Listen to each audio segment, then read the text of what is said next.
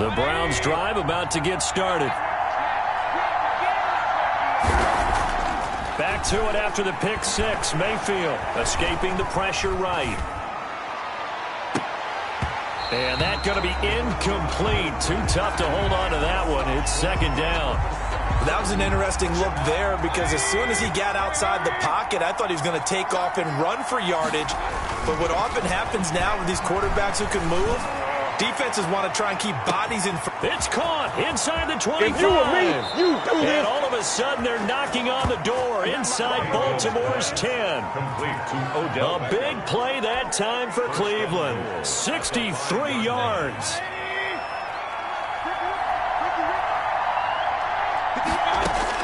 Working out of the gun, Mayfield. That is caught at the 7-yard line. And he'll take it into the end zone for a Browns touchdown. A 5-yard touchdown. And the Browns have retaken the lead. Cody Parkey. The touchdown all set up by the big play one snap before, but they finish it off here with a short. Oh, and now they're going to fake it. And this fake extra point attempt failed big time. Not only did they not get it, they went backwards. Let me go ahead and show my age a little bit. I liked it when they would fake it from the 3-yard line, right? When you line up, go ahead and, oh, there's a fake, and he's going to get two. That's great. But from the 15, the risk-reward, it's just not there. It's so risky to get 15 yards on a fake. Well, you see the result right there. Yeah, I know these young whippersnappers are trying to do different things in this game, but let's go back to old reliable. Kick the ball through the post. Get off my lawn. That's darn right. Jackson and the Ravens come up now 1st and 10 at their 25-yard line. He'll look to throw right away. Dancing to his left. And now he's going to use his legs. And they're able to get this one across the 35. A nifty bit of scrambling there. 12 yards, first down. Well, that was man coverage. So once he decides to run with the football, there's no one to account for him, and he turns it into a nice gain. Line of scrimmage, the 37 on 1st and 10. To throw is Jackson. Steps away to his left. And a 5-yard gain gets him to the 42.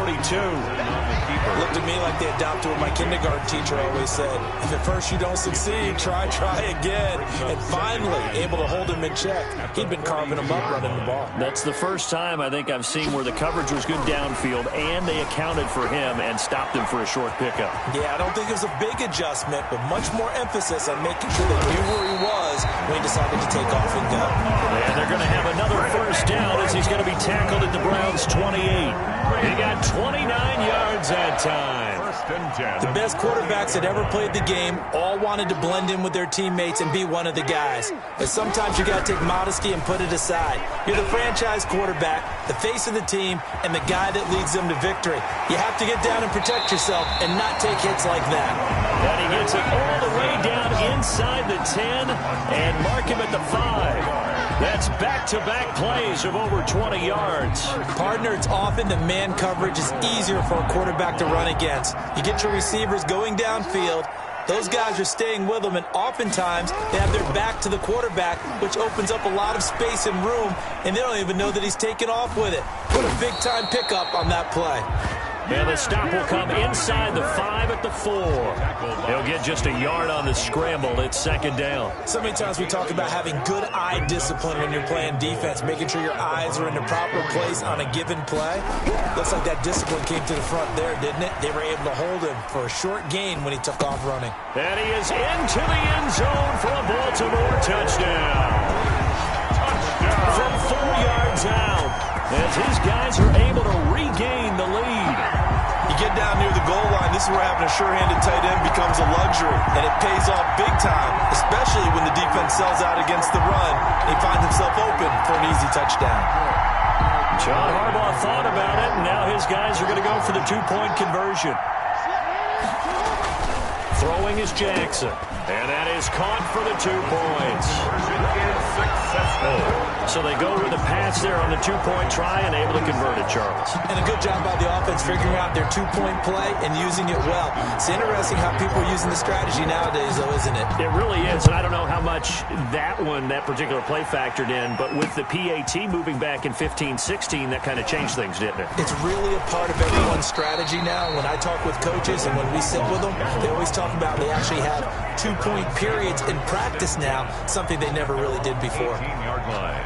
Mayfield going to lead the Browns up now, 1st and 10 at their own 18. He'll set up to throw.